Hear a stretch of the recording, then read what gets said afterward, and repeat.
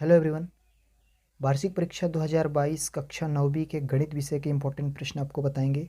इन्हें आप अच्छे से समझ लीजिए क्योंकि इसी तरीके के प्रश्न आपके परीक्षा में पूछे जाएंगे।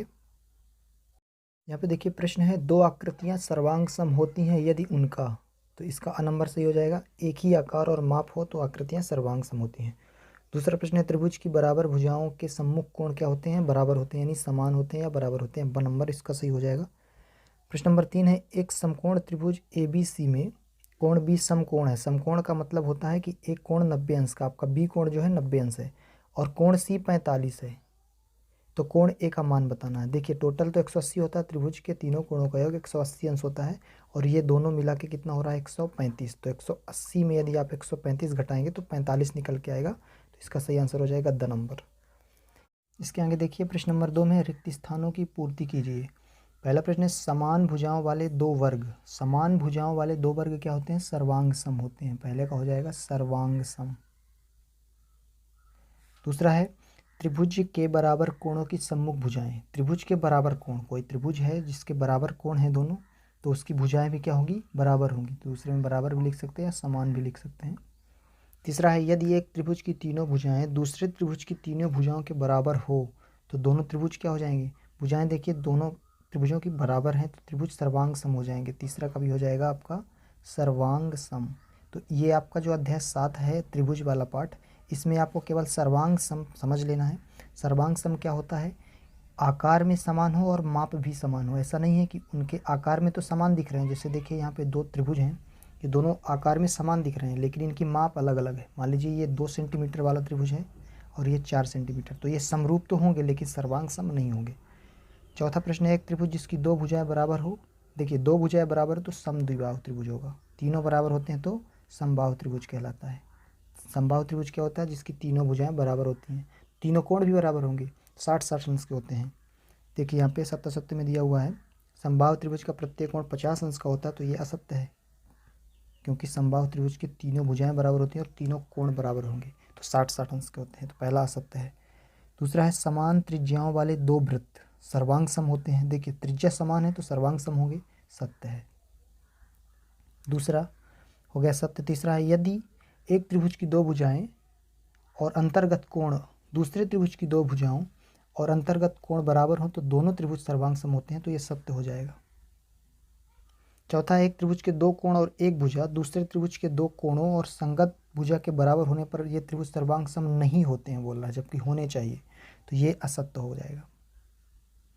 पांचवा है, एक त्रिभुज के दो कोण और अंतर्गत भुजा दूसरे त्रिभुज के दो कोणों और अंतर्गत भुजा के बराबर हो तो दोनों त्रिभुज सर्वांग सम होते हैं, तो ये भी सत्य हो जाएगा।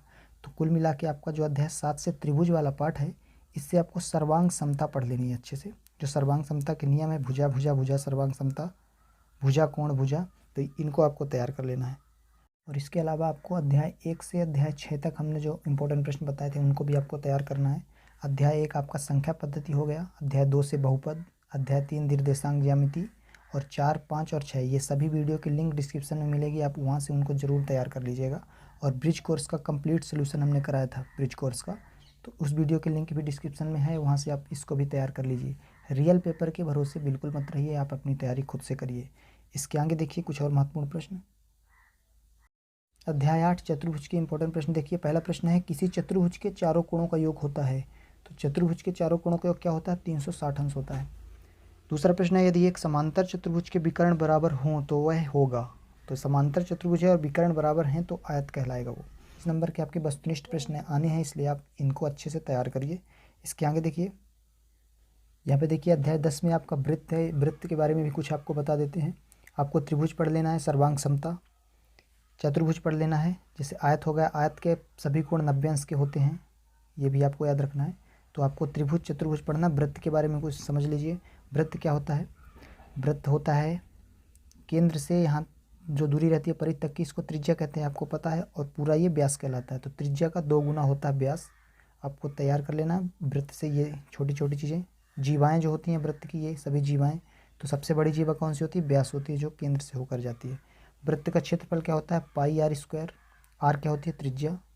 यदि आपको आर का मान दिया है, मान लीजिए 2, 7 कुछ भी, तो आप इस फार्मूले से क्षेत्रफल बोल रहा है तो आप निकाल सकते हैं। और वृत्त की परिधि होती है 2 पाई आर, इसको भी आपको याद रखना है। इसके आगे देखिए, यहाँ पे देखिए अध्याय 12 में आपका जो हीरोन का सूत्र है, हीरोन का सूत्र क्या होता है, under root s into s minus a into s minus b into s minus c. A b c यहाँ पे भुजाएं होती हैं त्रिभुज की, तीनों भुजाओं की माप, और यस त्रिभुज का अर्ध परिमाप होता है, और इसका फार्मूला ही होता है, यहाँ पे देखेंगे कि अर्ध परिमाप यस क्या होता है, ए प्लस बी प्लस सी बटे 2, यानी परिमाप का आप आधा करेंगे तो आप एस का मान निकाल सकते हैं, और एस का मान जब आ जाएगा तो ए बी सी का मान दिया ही रहेगा। तो आप हीरोन के सूत्र से त्रिभुज का क्षेत्रफल ज्ञात करना, आपको एक आता ही है आपका, त्रिभुज का जो क्षेत्रफल है हीरोन के सूत्र से ज्ञात करना, और इसको हमने समझाया है अच्छे से, उस वीडियो का लिंक भी डिस्क्रिप्शन में मिल जाएगा। हीरोन का सूत्र वाले से हमने अच्छे से क्वेश्चन बताया हुआ है कि हीरोन के सूत्र का प्रयोग करके क्षेत्रफल कैसे ज्ञात किया जाता है, तो आप उसको भी अच्छे से तैयार कर लीजिए। अध्याय 13 में पृष्ठीय क्षेत्रफल और आयतन है, तो ये सभी फार्मूले आपको याद होने चाहिए। जैसे यहाँ पे देखिए गोले का आयतन दिया हुआ है, तो गोले का आयतन क्या होता है, 4/3 पाई आर क्यूब।